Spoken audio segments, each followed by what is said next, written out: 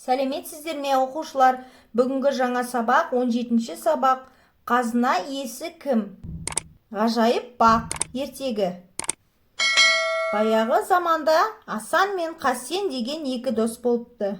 Екеуі де кедей адамдар екен. Асанның ұлтарақтай, яғни кішкентай ғана жері бар екен. Сол жерге егін егіп күн көріпті. Оның әйелі қайтыс болған екен. Асанның бар жұбанышы, әдемі, ай десе аузы, күн десе көзі, сұлу қызы бар екен.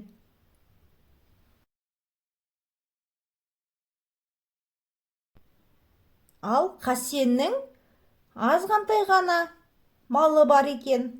Қасен сол малдарын бағып күн көріпті. Қасеннің де әйелі қайтыс болған екен. Қасеннің бар үміті ержетіп қалған қайратты баласы бар екен.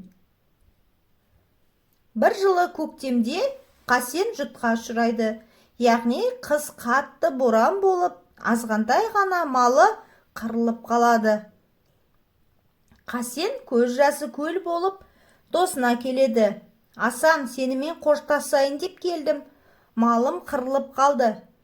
Енді қайыр сұрап тентіреп кететін шығармын дейді. Бұл сөзді естігенде Асанның да көңілі босап, досын құшақтайды. Сөйтіп айтады: Асан, екеуміз жан жолдас едік қой. Менің егіндік жерімнің жартысы сенікі болсын. Қолыңа кетпен алып, егін егіп тіршілік қыл дейді. Сол күннен бастап Қасен де егін салып тіршілік етеді. Күн артынан күн, ай артынан ай өтеді.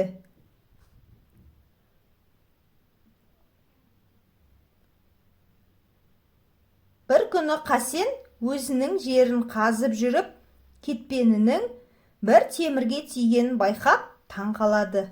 Бұл не ғажап екен деп тереңдетіп қазып жіберсе, ішіне алтын салынып толтырылған бір қара қазан көрінеді. Қасен қуанып кетіп, қазанның құлағынан сүйреп, досының үйіне қарай жүгіреді. Сүйінші, Асан деп айғайлайды. Сүйінші, үлкен олжалы болдың. Мен сенің жеріңнен алтынға толы қазан тауып алдым. Енді сен кедейліктен құтылдың, дейді. Асан оны қуана қарсы алып: Сенің адалдығыңды білем ғой, Қасен. Бірақ ол алтын менікі емес, сенікі. Сен оны өз жеріңнен қазып алдың ғой деп жауап береді. Оған Қасен көнбейді. Мен де сенің пейілің кең, мейірімді кісі екеніңді білем ғой, Асан. Сен маған жеріңді бергеніңмен, жеріңнің астындағы байлығын да берген жоқсың ғой, дейді. Бірақ Асан көне қоймайды. Ардақты досым, жердің асты үстіндегі байлықтың барлығы сол жерге маңдай терін тамызып еңбек еткен адамдікі, дейді. Екеуі алтынды алғысы келмей ұзақ таласады. Ақыры Асан мынадай шешім айтады: Таласты қояйықшы, Қасен. Сенің ұлың бар, менің қызым бар. Балалардың көңілі жарасып жүр ғой. Сол екеуінің басын қосып, алтынды соларға берейік. Тым болмаса балаларымыз қиыншылық көрмесін, дейді. Солай екі дос ортақ шешімге келеді. Оқушылар, бұл ертегінің жалғасын келесі сабақта жалғастыратын боламыз.